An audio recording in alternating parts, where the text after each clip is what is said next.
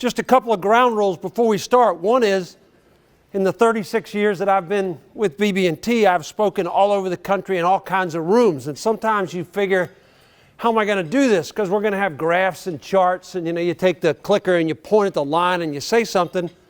So I'm going to wander around a little bit and see if we can do that and try to figure out how we do that. Because if I stay up here, I went to talk to a group one time and the screen was over there, and you kind of get going and you're rolling, and I'm walking over there and I'm talking about the screen, and yeah, I fell off the stage. Yep, you got it right there. People going, this is good. This is really good. The other thing that I'm going to try to do, we're going to talk about the U.S. economy. But I'm going to, as much as I can, I'm going to stand in the middle of the room. I am not going to lean left, and I am not going to lean right. But somebody's going to come up to me this afternoon or at dinner tonight, and they're going to say, yeah, but. I don't know what the yeah, but is. Well, you said something, but you didn't talk about this. There's no way in however much time we have that we can cover the whole U.S. economy, and there's no way in today's environment that you can cover the whole U.S. economy and not have somebody say, okay, you leaned 6 degrees left or 6 degrees right. And so we'll see some of that come up. But no, for the most part, I'm going to stay right in the middle. Hence the title, The U.S. Economy, Facts Are Stubborn Things. We're going to try to stick with facts. There will be some things, and somebody will say, well, I don't like that fact. Okay, well, that I can live with. But there's going to be some things that'll come up that we'll see. John Adams said, facts are stubborn things, and whatever may be our wishes, our inclination, the dictates of our passion, they cannot alter the state of facts and evidence. It is what it is. There's either enough cash in the account to cash the check, or it's not. Oh, well, I wanted more cash to be in that account. And so as we enter into this season that we're into, the presidential election is less than a year away, we will hear all kinds of things about the economy. And typically what you hear when you get that is you hear the team that's in power saying, we're in the White House and we've done a great job, and that's why the economy is doing well. And you'll hear the team that's not in power say, no, he had nothing to do with it, whoever it was the person before them, or this, whatever fits. You'll see this, but we got to focus in on the facts. So one of the reasons that makes it very hard, right, is that we don't always get the facts. We don't always get the facts, depending on which newspaper you read or which television station you watch, or sometimes you get different takes on what's going on. And you all know that. If everybody on this side of the room watches MSNBC and everybody on this side watches Fox News, you think you live in different planets. Okay, we know that. That's what happens. We get, as President Trump calls it, fake news, right? So I just decided that since this is in the news and the presidential season is coming up, that we'd look at some of the quotes that have come out of the White House talking about, all right, fake news, or talking about what they think about the press. And the first one we came with, nothing can now be believed which is seen in a newspaper. That sounds like something that we discuss, right now with what's going on. That was Thomas Jefferson. The fact that a man is a newspaper reporter is evidence of some flaw in character. Again, doesn't that sound like something the guy in the White House would say? Okay, that was Lyndon Johnson. I look forward to these confrontations with the press to kind of balance up the nice and pleasant things that come to me as president. That was Jimmy Carter. Jimmy Carter never says a bad word about anybody, okay? Right there. This is my favorite for sure. Go into the corner over there, put on the dunce cap, and stand with your back to the crowd. That was actually said in a West Wing press conference by FDR. And the President of the United States will not stand to be questioned like a chicken thief by men whose names he does not even know. That was Herbert Hoover. This is not new. This is not new. This is not new when either you don't get the facts, or the people who are in the White House, or the people who are in Congress, or the people who are in the State House, it doesn't matter, say, I'm not being represented fairly. So it's very important that we try to figure out what does represent things fairly. And I'm going to fire up here right now. This is the yield curve. Or this is the 10-year curve. This is what's going on with interest rates in this country and across the world right now. And you can see up there that since the first of the year, interest rates have done what? They've come down. They've come down. But what did they tell us in the beginning of the year? What is everybody saying on January 1st? Interest rates are going up, but interest rates came down. And so that leads me to a quote by John Kenneth Galbraith. He said the function of economic forecasting is to make astrology look respectable, okay? This stuff is hard. It's hard to get up here and tell you what's going on with the economy and what's happening. Because sometimes we're wrong. Sometimes the markets do different things. And you look there and you say, well, why has the 10-year Treasury come down in the United States? And why has it come down in the UK? Well, one reason for that is because Japan and Germany went to negative interest rates. And we could spend hours and hours and hours talking about negative interest rates. But when you're in a competitive global market and one of the players says, I will give money away for free, that starts to impact what happens to the other players. So you see these kind of things, but you have to interpret it. So on top of this, one of the other things that we hear is hey, but we're in a period right now of unsustainable low interest rates. We've never seen anything like this before. And most people who are saying that are my age, okay? And I don't know how old you are, and you can try to figure out how old I am, but if you were alive at this time of this peak, which I'm guessing is most of us in this room, okay, we had much higher interest rates. When Jimmy Carter was the president, we had mortgage rates that were 15 and 16 and 17 and 18%. And now the young people say that couldn't have happened. Well, it happened. I had one of those 15.75% mortgages, and we thought we'd stolen it, okay? We got it. But if you look back all the way to the Civil War, where interest rates are today is more the historical norm than where they were, say, when I got out of college, okay? Or 5 years after I got out of college. That's what was different. And that's another thing that we could spend the entire afternoon talking about why that was different. But the answer is we all tend to have this very short-term perspective. Well, my first mortgage was $15.75, and today mortgages are 3%. That's crazy low. They'll never be that low again. But history doesn't tell us that. So you've got to look at these facts and you've got to interpret them a little bit to see what's going on. Maybe we just reverted back to the norm. Maybe this is. Not that there's not better and worse times to raise debt, okay, because you can see a little fluctuation. But on a broad scale, we're back to the norm. And then we got the yield curve. And the yield curve on the top is the yield curve, let's just say that's President Obama's yield curve, okay? And that yield curve up there is positively sloping, as you can see, all right? Because the economy was recovering from the Great Recession. That's why we told ourselves that happened. That makes sense. We're recovering from the Great Recession, and the yield curve is positively sloping. Interest rates aren't really high if you look at the absolute levels, because we didn't have a lot of inflation, but we had that.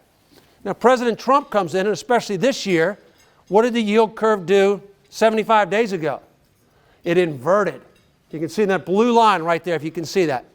It inverted. This is when I use the magic clicker and I point at it, but then the people on the other side of the room think I don't like it, so we're not going to do that. So, the yield curve inverted, right?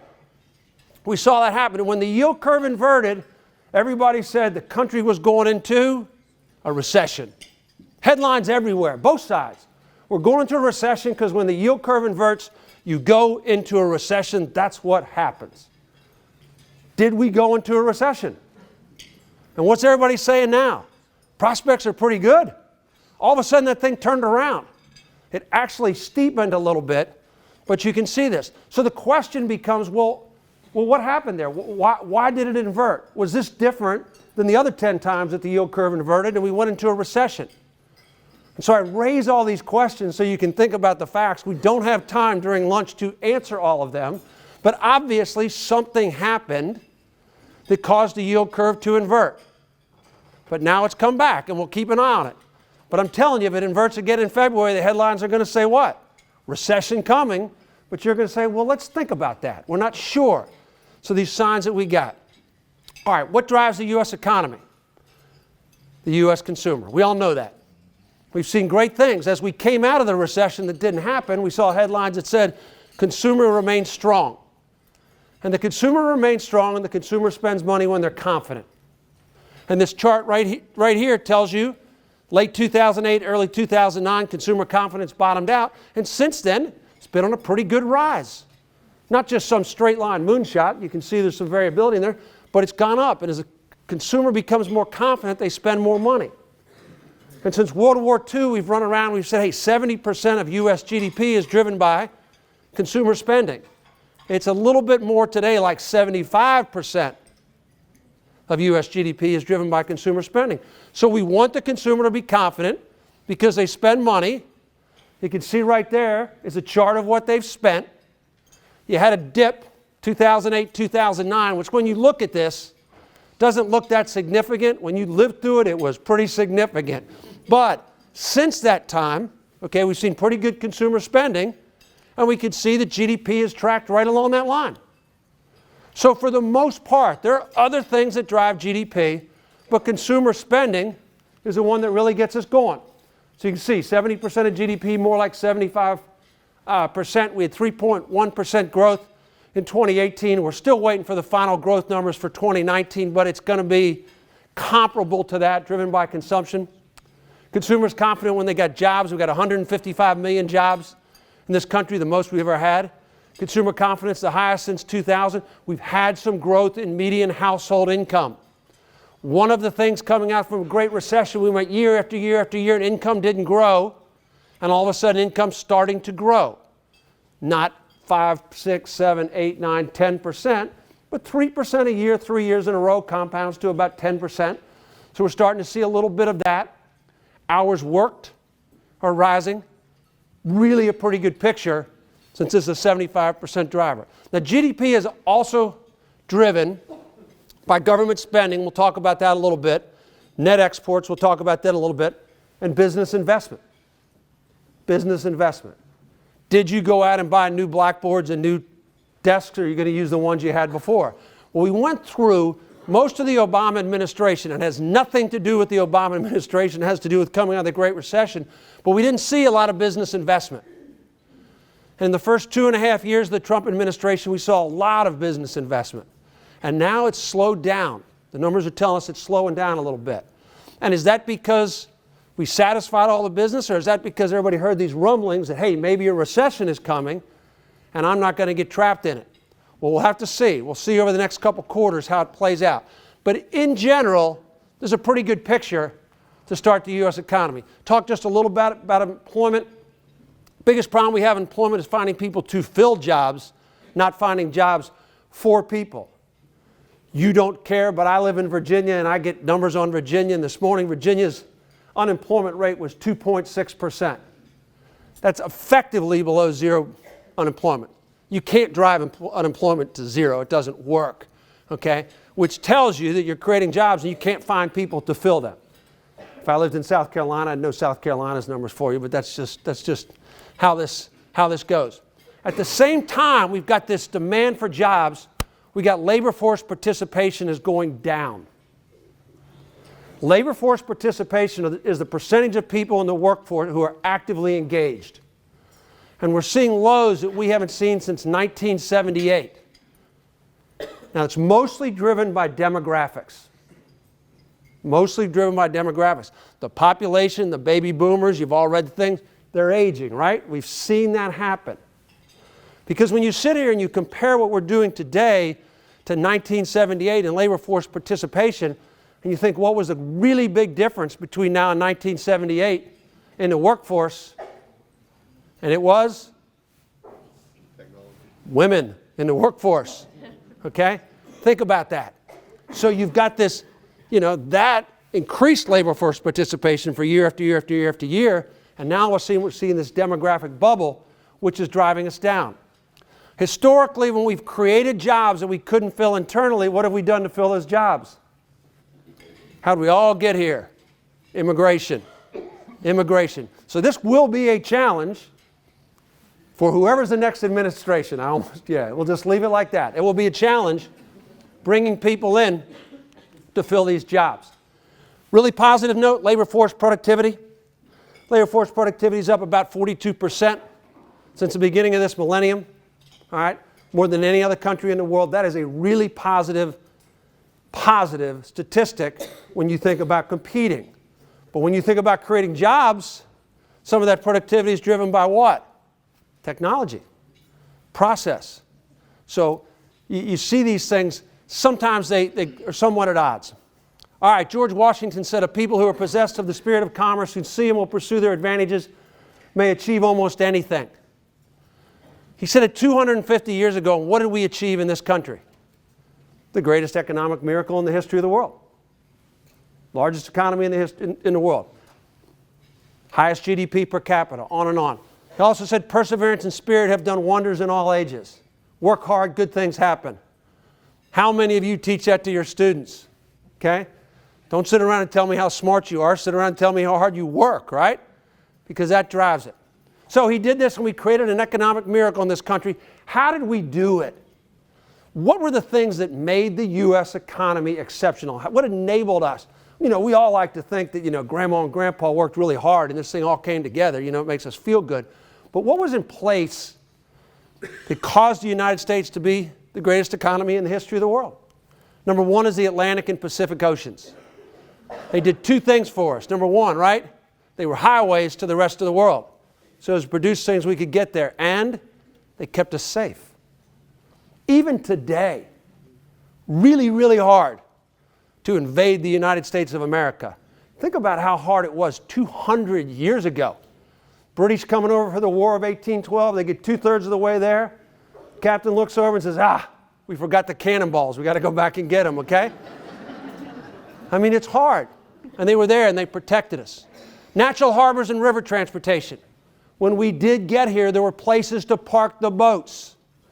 Charleston is Charleston because there was a harbor there. Not saying something else that wasn't going to come, and you can see it. And then what else happened is Thomas Jefferson bought the Louisiana Purchase, and he said to Lewis and Clark, walk west out of Charlottesville. Meriwether Lewis was from Charlottesville, Virginia. You can write that down if you want. But anyways, they said, walk west. And they started walking west. And if you've ever walked west from Charlottesville, you kind of walk up into the Appalachians and into West Virginia, and it's a walk, okay? But all of a sudden they got into Pennsylvania and they ran into what? The Ohio River. And somebody said, hey, we can float. He said, floating beats walking, right?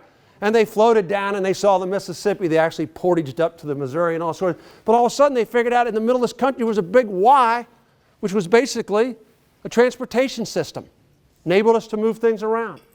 And as they were doing this, they walked through Illinois. And when they walked through Illinois, they said, hey, you can grow soybeans to the right of the interstate and corn to the left of the interstate. Everybody knows that, right? When you drive through Illinois, soybeans are on the right, corn's on the left. Come on, stay with me here. But we could feed ourselves. We could feed ourselves. We don't really sit around in this country and say, hey, what happens if we run out of food? It didn't happen and doesn't happen a lot of other places. And we had raw materials. We had what it took to make things. We really did. Lumber and iron ore and limestone. What it took to make things are already in this country, so we developed a manufacturing infrastructure. At the same time, James Madison created something called the Constitution. And I started by talking about the presidential election and all the stuff that's going to be said. But if you really look back, and we kind of all get trapped in today. It's never been like it is today. Well, you just saw all those quotes from famous presidents. Yeah, it has been. But what has worked? The way the Constitution has things set up. They say, hey, anybody, if we pass a law which is unconstitutional, the Supreme Court works. Somebody spends money and Congress doesn't say it's okay, you go back and we pull that back because Congress has the power of the purse. Again and again and again. Our system has worked. It works better when it's not on television 24/7, or it seems like it works better, but it has worked. And then we had something most of us don't focus on, which was World War II and the United States Navy. At the end of World War II, there was one Navy left standing in the world, right? Everybody else, really, developed nations, the war had been fought in their countries and there wasn't anything to do. And so they had a conference called Bretton Woods, and at Bretton Woods, President Roosevelt sat down and our allies were there and they said, President Roosevelt, what are you going to do with the Navy? And he said, we're going to promote freedom of the seas. As soon as this thing ends, we're going to start moving goods around the world and that'll help us rebuild the rest of the world. And everybody looked at him and said, you got to be crazy. Because whoever had the Navy over history did what? Controlled the world economy.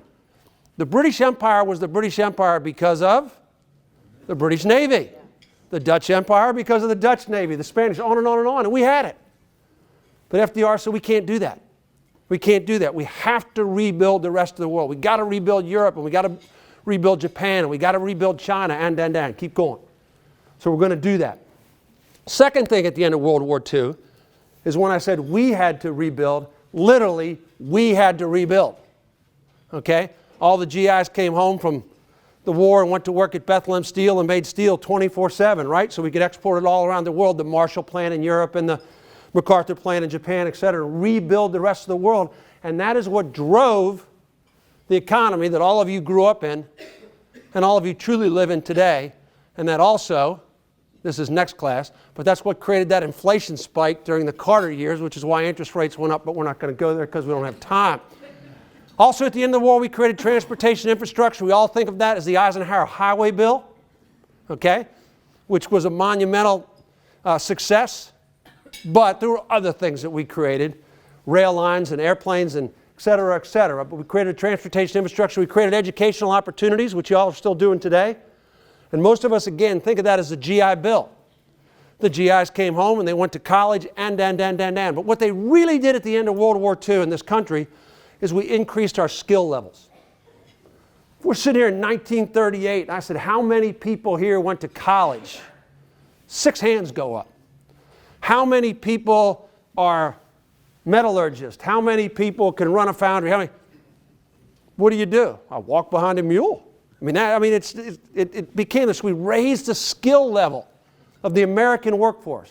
And some of that was doctors and lawyers and et cetera, but some of that was people who could make things. And we did that, and it raised the American economy. And so you look at that and you say, wow, that's pretty good.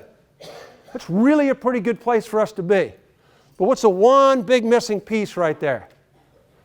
How many of you were getting your driver's license when the Arab oil embargo hit?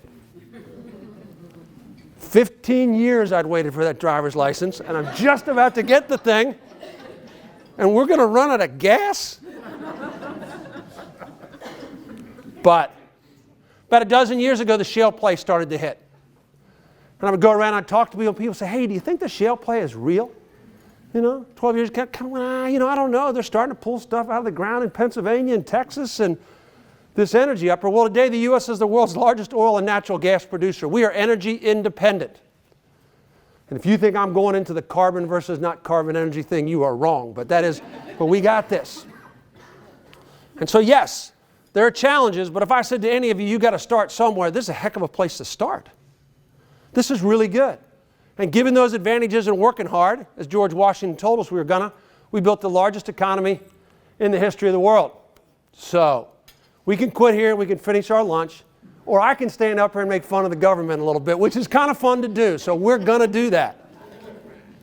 But before I go there, honestly, you've got to give some credit where credit's due. We did create the largest economy in the history of the world, and people in Washington, they keep coming, they keep turning over different colored hats, but we've done this. But Milton Friedman said if you put the government in charge of the Sahara Desert in 5 years, there would be a shortage of sand, okay?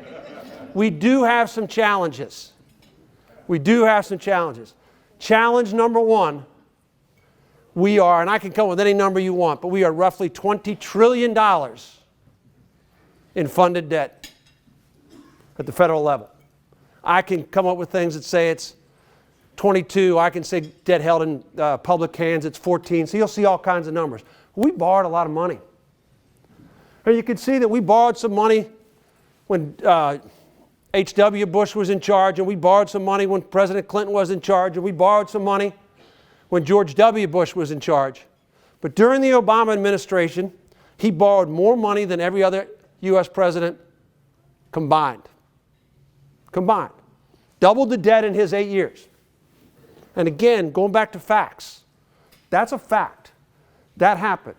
What we don't know, okay, we know where the economy is today, and they did that. What we don't know is where would the economy be if he hadn't done that. Let's just say he said, no, we're not borrowing any money. We might be living in the Sahara. You don't know. You can't see these things. So it's easy to be critical. But the man did inherit the Great Recession, okay? And at this point, we've come out of it better than the rest of the world. Things are pretty good. So, you can say this. But President Trump, when President Trump was running, did what? Hammered President Obama for borrowing money. His 3 years in office, he's done what? Borrowed some money, okay? And you get up there, and it's easy. I can do that. I can start talking about it. It's crazy. These people borrow all this money. But you start to look and you say, well, how can they borrow all this money? Blue line is how they can borrow all this money.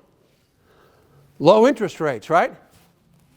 And we've all seen, because he's got to do everything, publicly. When Chairman Powell, the Federal Reserve, was raising interest rates, what was President Trump doing? Screaming at the man. Because every 25 basis points, the cost of his $20+ trillion in debt did what?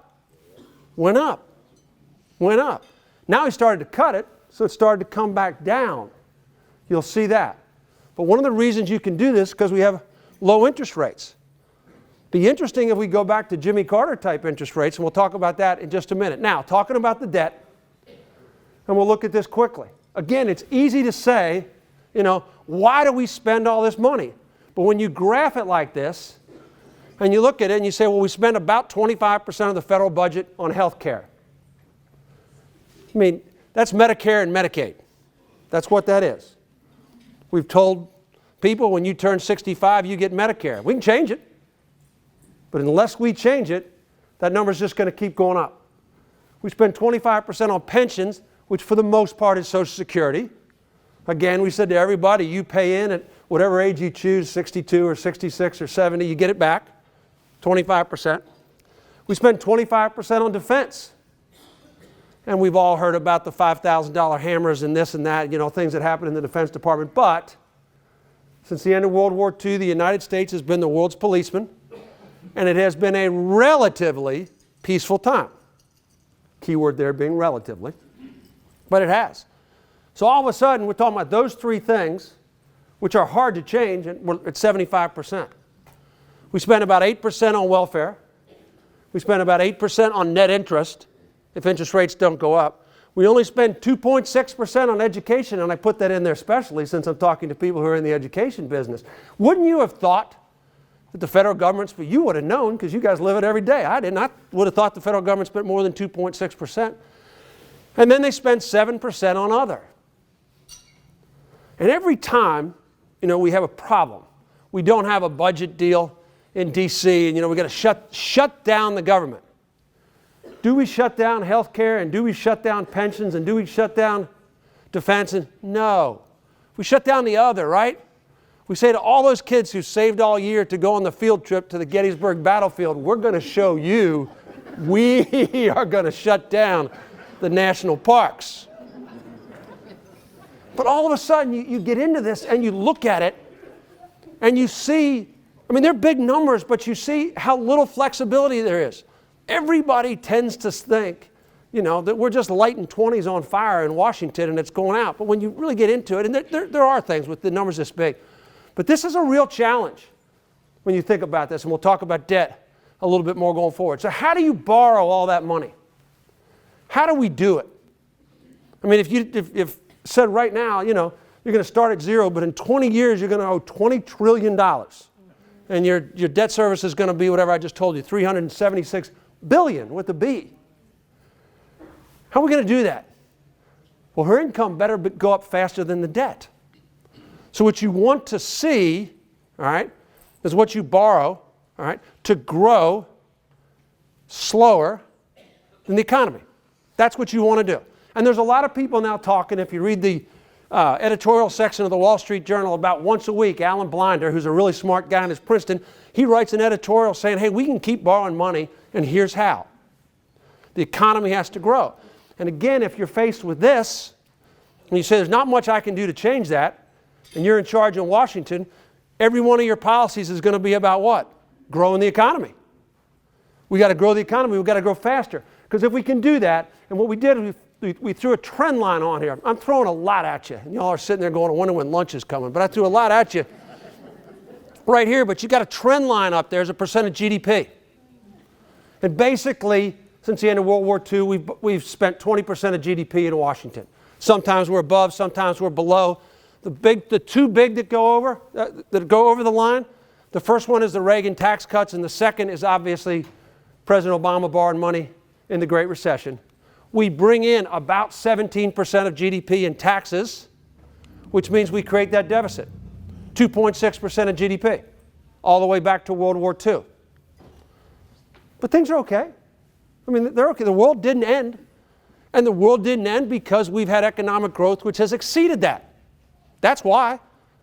A percent of GDP, all right, the numbers have risen fast enough that we've been able to cover the debt service. Now, if interest rates go up, it'll get pretty interesting pretty fast, but that's one of the reasons why you got to say to yourself, hey, do we think in the near term interest rates are going to go up? No, federal government can't let interest rates go up, but so much. The market will drive it. 1950 to 2005, the average deficit was $75 billion. 2006 to 2008, it was $738. As you can see, the problem is accelerating. Since the end of World War II, federal tax revenue has grown 15% faster than national income. Pretty good. But federal spending has grown 50% faster. All right. That second bullet, without growth, quickly becomes a recipe for disaster. So, when you go next November and you vote for whoever you're going to vote for, you want to vote for the candidates that are going to do what? Grow the economy. Okay, here we go. Because if we don't and interest rates start to go up, the coverage, I can't see that. I can't even see that, and I wrote it. That's $321 billion. If interest rates go to 5%, we fund the debt right now at about 1.6%. If they go to 5%, it costs $1 trillion. All of a sudden, 25% of the federal budget deficit is tied up in paying income on the debt.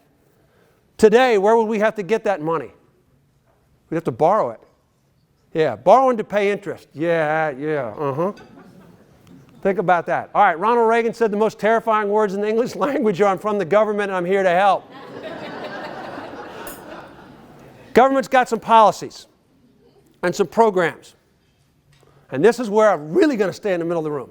But we just went through the Trump tax cuts.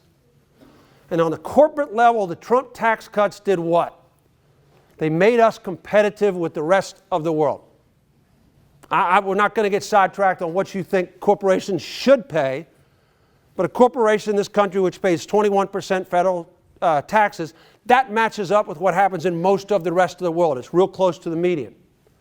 And so we did that, and all of a sudden tax inversion stopped. Because prior to that, we had companies, right? They would merge with somebody who had a headquarters in Shannon, Ireland, and all of a sudden they would pick up and go to Shannon, Ireland because their taxes were lower. But we've seen that stop because we're now competitive. So whether you like what corporations pay or not, at least you can say we're competitive with the rest of the world. At the same time, with the Trump tax cuts, we cut individual tax rates, didn't we? If you are defined as the middle class, did your taxes go down with the Trump tax cuts?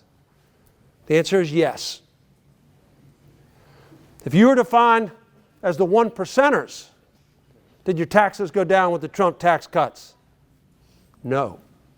No. As a matter of fact, in a lot of cases in high tax states, they went up a lot. So the numbers are still coming in. It takes a long time to figure out the metrics behind this, but it looks like the top 1/10 of 1% of individual taxpayers right now pay 20% of all federal income taxes. The top 1% pay 44%. So, if there's 100 of you in this room, she pays 44% of the taxes. That is what, at its core? That is a risk management problem. Because we come in next year and she says, I moved to Montevideo. Most of us couldn't find Montevideo on a map of the world, but she is moving there. And I come to you and I say, hey, the rest of y'all got to come up with 44%. Well, now, I'm not really interested in paying that. Now, people come in and they say, well, yeah, but she's rich. You know, she ought to pay more than her fair share. And I'm not going to argue that with you, but it does lead to taxpayer flight. And people say, oh, that can't happen. Nobody's going to pick, that can't happen. Well, what happened in France? Did the exact same thing in France. What happened? They stuffed their Renoirs under their arms, walked across the Pyrenees into Switzerland. It happened. And you say, maybe that's not going to happen, but we got to be careful, okay, with taxes. Mayor de Blasio in New York said there's plenty of money in this city, it's just in the wrong hands. That is a slightly veiled threat at who? Wall Street. Let's get those rich guys to pay more.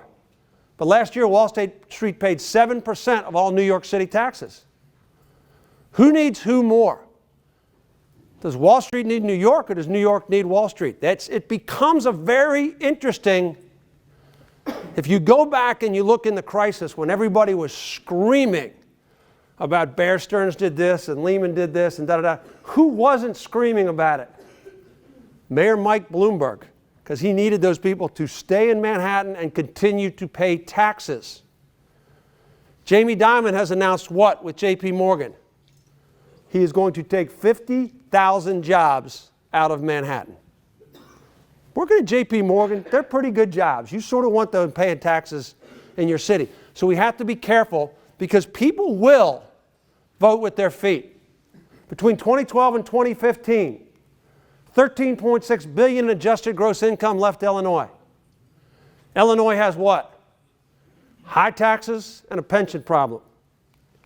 $8.5 billion in adjusted gross income left New Jersey. New Jersey has what? Bet you know the answer. High taxes and a pension problem. $6.2 billion left Connecticut. They've got everything that everybody else has, plus they got a whole town where nobody can sell their houses in Greenwich, okay? $39.3 billion in adjusted gross income moved to Florida. Florida has what? No state income taxes. Now, some of those people got up and moved because of the weather. They did. But everybody knows somebody who spends 181 days in Florida, so they're a Florida resident, they don't pay taxes where they are. People voted with their feet. They voted with their feet. We've seen it. Over the past decade, 3.5 million Americans have relocated from high-tax states to low-tax states. 2.2 million have left New York and California. You know the study, right? They look at the moving vans on I-10 going from California to Texas. They go east full, they go west empty. They do. It's a fact. 2.2 million Americans have moved to Texas and Florida. So you can sit here and say, well, people aren't going to vote with their feet, but the truth is people do vote with their feet. You see it. And these numbers are high enough. There's enough people that you can't say, well, it's just a 1/10 of 1%ers who are moving to Montevideo. No. Starting to tell you. Let's move to, you fill in the blank, South Carolina. Winston Churchill said, for a nation to try and tax itself into prosperity is like someone standing in a bucket and trying to lift themselves up by the handle. Again, it goes back to this growth thing. That's how you get there. You put in policies which lead to growth. How much time do I have? I'm just rolling up here. Oh my gosh, I'm never going to get done in 5 minutes. All right. Trade policy. I'm not going to get into all the details of trade policy, but trade is everywhere, right? We got trade agreements we're trying to work out with Europe, and we got trade agreements we're trying to work out with Canada and Mexico, and we got trade agreements we're trying to work out with China, and it's all really about China. Okay? That's what's really going on. Trade deficit with China is 46% of the total trade deficit. And I'm not telling you that the others aren't important, but I am telling you that if I was a betting person, which I'm not, I would bet sometime between now and the election, we get a trade deal worked out with Europe and we get a trade deal worked out in North America, assuming that the Senate wants that to happen. But we do that. But we've got this trade deficit with China. And the trade deficit with China is really interesting on two fronts. Number one, if we go back again to that table of interest rates, Jimmy Carter is president, Paul Volcker is the chairman of the Federal Reserve, and inflation is doing what? It's going to the moon. Inflation is out of control. We got to get inflation under control. And one of the things we saw is these glasses, which I paid $9.99 at the CVS or whatever, you know. They're costing $119.50 to be made in this country. I'm just making up numbers. Somebody went over to China and said, what would you make it for? And they said, $3.95. I said, hey, sounds pretty good. So we started sending things over to China for them to make it. And we started importing what? Deflation. Prices went down. You didn't have to pay $100 for these glasses. You get them for $9.95. I said, this is great. So that worked. Inflation came down. We said, this is great. But the Chinese started to say, hey, we'll make these glasses, but you got to tell us how you make the lenses. Or we'll make this cell phone, but you got to tell us the technology behind it. All right, this intellectual property thing. And we went along with that for a while. And all of a sudden somebody woke up and said, well, what happens if the Chinese understand how our 5G network works? Well, that's a problem. That's a problem. So, this question continues to be about trade, and it continues to be about the deficit. But if you really think, again, getting into facts, it's really about this intellectual property thing, and it's really about we can get the rest of the world to make things cheaper than we'll make them. We can come back here and make socks in this country. I mean, it's not that hard. You set it up, we can make them tomorrow.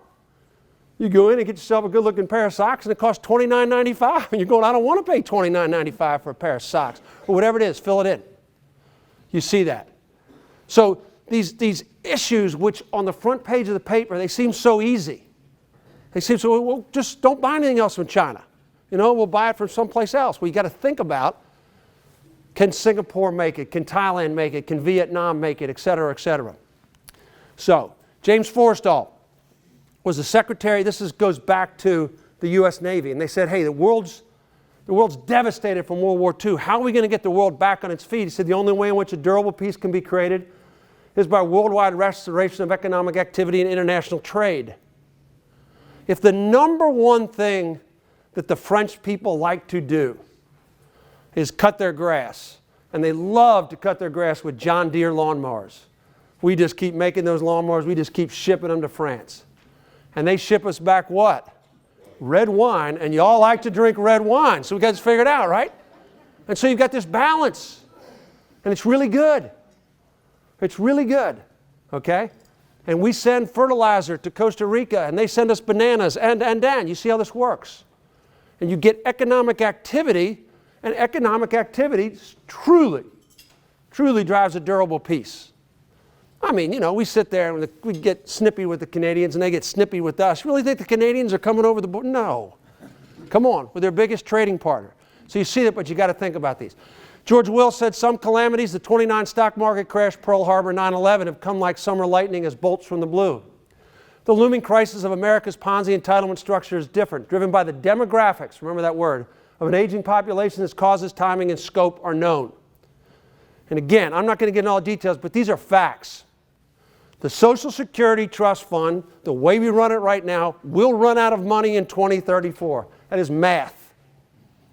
Y'all are training these young people, and one of them's going to go up to be an actuary, and they're going to say, hey, that's right. We continue to pay out like we pay out now, it'll run out of money. So we got to do something. Either, well, we can let it run out of money and just say, hey, sorry, I ran out of money. We can say people who are still working have to put in more. People who are going to get paid out are going to get paid out less or get paid out later. But it's a math problem. And it's not even really a complicated math problem. But it's also what? The third rail of American politics, and nobody wants to talk about it. So what are we going to do? Just get to 2033 and say to Grandma, hey, sorry, not going to work out next year. But it's true. We know this is coming. We know this is coming. Student lending, we went out and let a whole lot of students, 100 cents on a dollar to go to college, right? As soon as we did that, Duke, we all like to pick on Duke, Duke did what? Duke raised tuition. As soon as Duke raised tuition, GW raised tuition, and Wake Forest raised tuition, and. But don't worry about it, because USC wasn't going to raise tuition. Yeah, they raised tuition too, didn't they? Kind of went up, and so all of a sudden we got these students coming out who owe hundreds and hundreds of thousands of dollars in some cases. And I'll tell you this story, even though I'm running out of time. So I met my wife in college, and I tricked her, and we're still married all these years later. But if I'd have said to her when we were getting out of college, honey, I got all this student loan debt, and I'm going to move home and live in my parents' basement until I pay this debt off. I'm telling you, y'all got this. So you can see how these things, what they do, they change the economy, right? And we've been talking about When are the millennials going to kick in? And when are the Gen Xers going to kick in and all this sort of thing? Because a lot of cases they're living in their parents' basements. So even if they're working, they're not running out and buying houses with a 15.75% mortgage like somebody did, okay? They're not doing that. They're not driving the economy. And it goes back to the fact that we lent 100 cents on the dollar. Prices went up. And now all of a sudden we've got a student loan crisis, which we know about, more than 10% in defaults. I'm going fast so I don't get through. The interesting thing about mass transit, I'm the biggest fan of mass transit in the world. I love mass transit. I really do. I think it's just great. I think it's great for cities. It's great for everything. But in 1964, Congress created incentives for governments to get involved in mass transit. 10 years, it ceased to exist as a profit-making business. Making money in 1964, they said, well, we ought to do more of it. They get involved, we don't make money. Well, that's okay because ridership has gone up, right? No, just the opposite. Ridership has gone down. Use of mass transit's declined from 287 trips per urban resident 1920 to 38 in 2017, while subsidies have gone up. Mass transit is great. If there is demand every day to go from here to Charleston and you put in a high-speed rail, it's a wonderful thing. Fill it up, charge people $50, it costs them $75 to drive, wonderful. But if you say, hey, let's just put in a high-speed train and nobody wants to ride it, like the one in California, okay, what happens? The whole system starts to fall down. We've got to be careful. Even good ideas can be bad. I don't have time to get into healthcare, so we're just going to skip healthcare, okay? I really don't. We'll be here, it'll be dark. All right, here's the only thing, and I told you that I was going to stay in the middle of the room, but I'm just going to, the election's coming. We got a lot of people in the election cycle that what are they trying to do? They're trying to get their face on television. Whether they're your person or not, they're trying to get their face on television, so they tell you things. They say, I got a better plan. And call the better plan whatever you want. You know, socialism flies around, or, you know, government involvement in the economy, whatever you want. But they do this. And they're not the first person who said they had a better plan. The USSR said they had a better plan, right? They were all going to work together, and it was socialism. It wasn't communism in the USSR. They said they were going to do that. Well, the wall fell down, the country fell apart, the oligarchs run it. Japan said they got a better plan. 20 years ago, we had all these corporations and government called Keiretsu. They were all working together, right? We're just entering the 20th year of the lost decade, okay, which is the lost 2 decades in Japan. We all said China's got it figured out. They've got it. They've got it. Every time we get any transparency into China, what do we see? Not really working out like they're telling us it's working out, okay? So I'm not telling you that they can't turn it around. But Winston Churchill said the inherent vice of capitalism is the unequal sharing of blessings. Really? Rich people, poor people, capitalism, it happens. The inherent virtue of socialism is the equal sharing of miseries. Be careful what you wish for. Margaret Thatcher said the problem with socialism is you eventually run out of other people's money. Okay? Again, she takes her 44% of the taxes and goes away. Things get ugly pretty fast, right? We like spending her money. Never underestimate the invisible hand. George Santayana said those who refuse to learn from history are doomed to repeat it. Keep an eye on this. If growth slows down, long-term borrowing goes up, we'll sneak out. I'll sneak out of this thing, but it'll be a problem for your kids. The United States is back on top as the most competitive economy, competitive country in the world according to the World Economic Forum. Strengths, competitive labor market, we talked about that. Entrepreneurial culture, not every good idea comes out of the US of A, but a lot of good ideas come out of the USA. Higher education, it costs a lot, but it's really good. Our market size, there's capital available. Innovation in industries, our technological capabilities, and our financial system. Strengths. Weaknesses. Trade war is a big deal. We got to get it figured out. Trade war is one of those things where we kind of get a cold and the rest of the world gets pneumonia. We really do have to be careful. A healthy lifestyle. We all know that, you know. On the way home, stop at McDonald's, get a salad with a large fry. It happens. And our technology penetration. But again, a really good place for us to be. John F. Kennedy said the problems of the world cannot possibly be solved by skeptics or cynics whose horizons are limited by the obvious realities.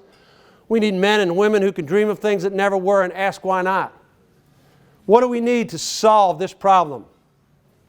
Your students.